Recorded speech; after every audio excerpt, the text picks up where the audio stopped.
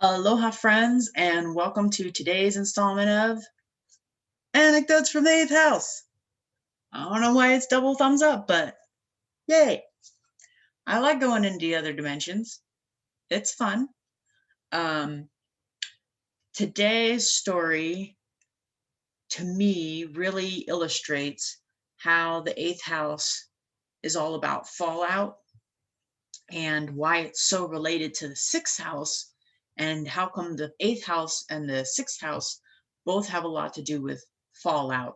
And it's dependent on the direction that you're going, right? Because the eighth house is more about the world, worldly matters, and the sixth house is more about personal matters. And the seventh house, because it's one of the houses on the horizon, it goes between them both. And it also represents actual death, because the setting of the sun is like an actual death.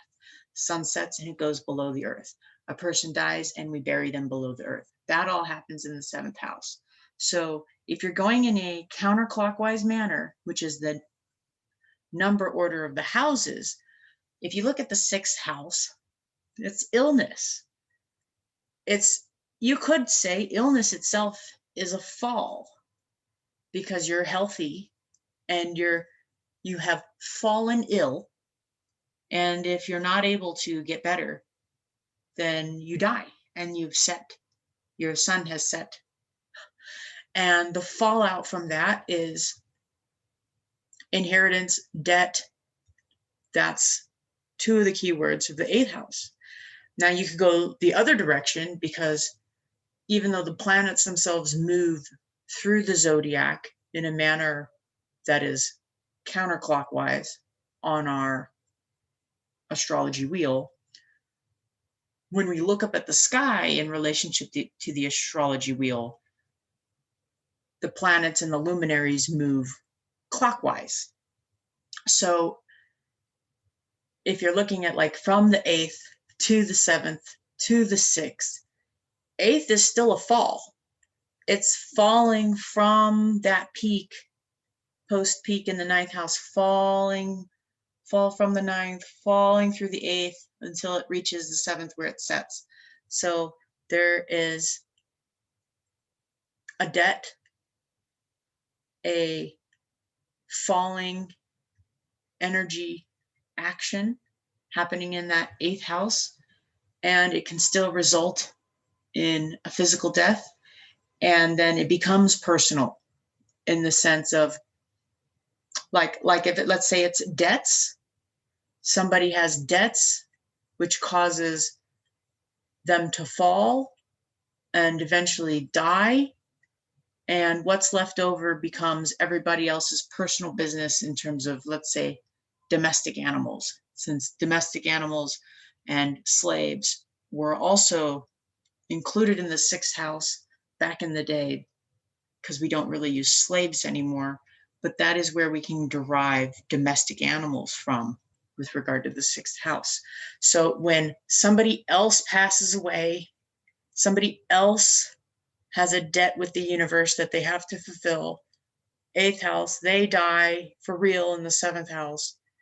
And inheritance on a personal level rather than an eighth house level would look like domestic animals. Because if we lived back in the day where we had farms and whatnot, instead of inheriting a bunch of money, you would inherit domestic animals. So it's just an interesting way to look at how that area of the chart is all interrelated, no matter which way you're going through the houses.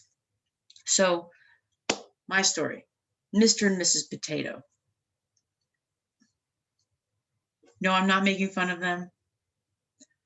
Only my brother will know the joke. And yes, their name really does start with the letter P. That's all you need to know. So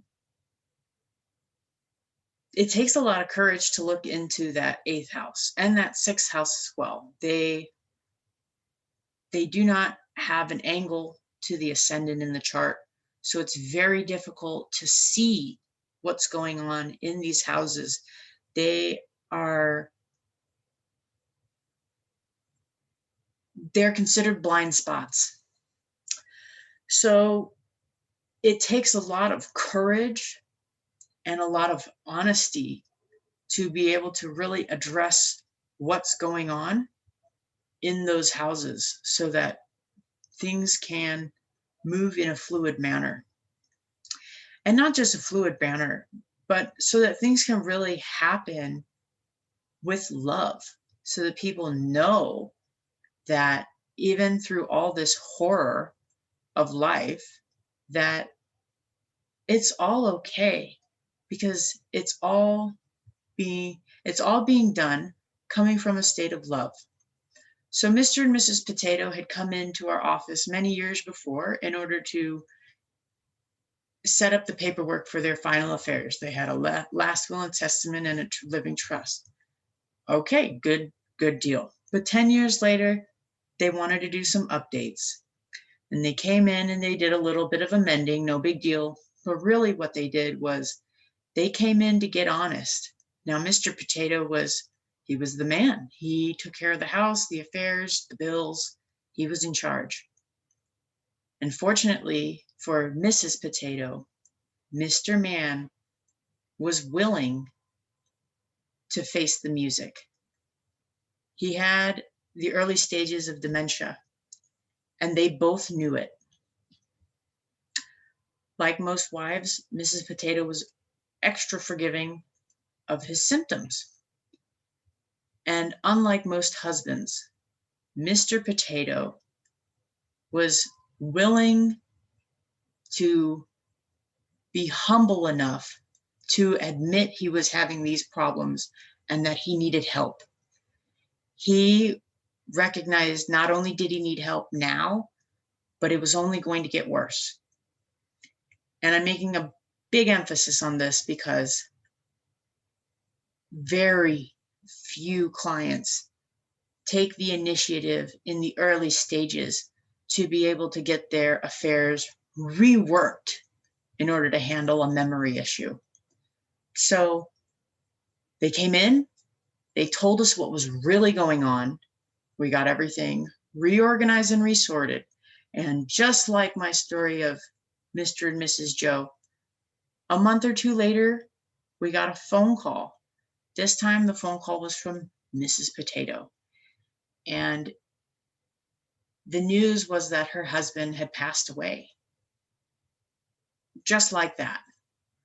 Not like Mr. and Mrs. Joe, where one got cancer and the other got cancer, not long to live. Nope. Mr. Potato was having early stages memory issues. They came in and got it done right away.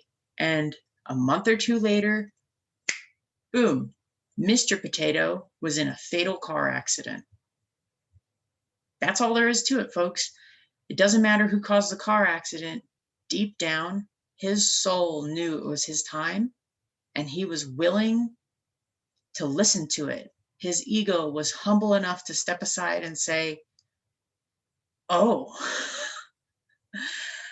I better express my love for my family as best as I can. And for him, that meant coming to us and having us sort his affairs. And let me tell you that the most beautiful thing about the whole situation was how Mrs. Potato handled it all, because she was devastated. I mean, he handled everything. She knew he handled everything, and she loved him for handling everything. I've seen crabby women just so grouchy, never doing anything, letting their husbands taking care of all the affairs, and just what an attitude. Not what was happening with the potatoes. That's why I'm sharing their story, because she knew the extent of how sad she felt that he was gone. She knew the extent of how sad she felt that she could no longer hug and kiss him. And she knew the extent of how sad she was that She couldn't make her silly little jokes and watch him deadpan her every single time. Just one of the driest sense of humors he had. And it was just really remarkable seeing how opposing the two characters were. But he loved her so much that he faced his death prior to it happening, enough to admit that he knew his body was failing, and he got all of his affairs in order. He knew the fallout before the fall, and the fallout after the fall's result was his wife was so appreciative.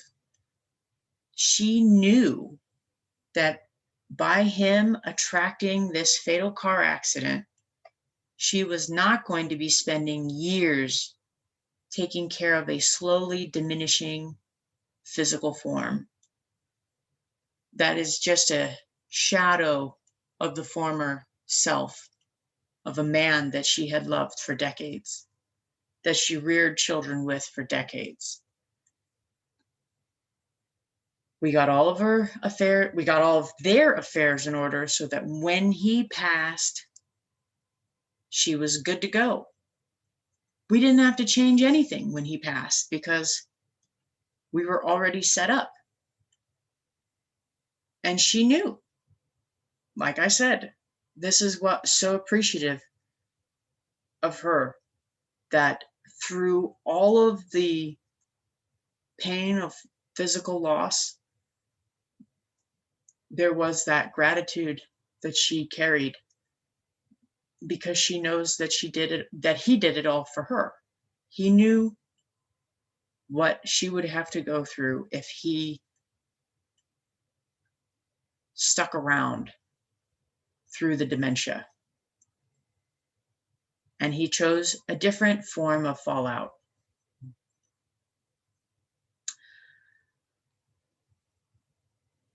So that's the story of the potatoes. In Mr. Potato's final act, he showed the greatest sense of compassion and love possible for his wife. He saved her years of mental hardship and emotional frustration. That is what people deal with when they care for someone that has Alzheimer's and dementia or other memory issues. And I have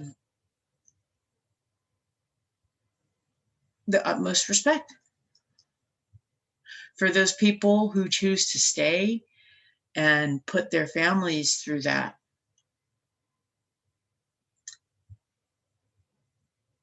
I've met those people who cared for their parents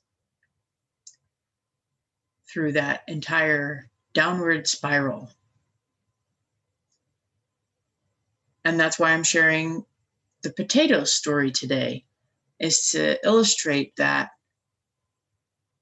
we can have something else, but we just need to have the courage and the humility to look into that eighth house and to face the setting of our sun in the seventh. Thank you.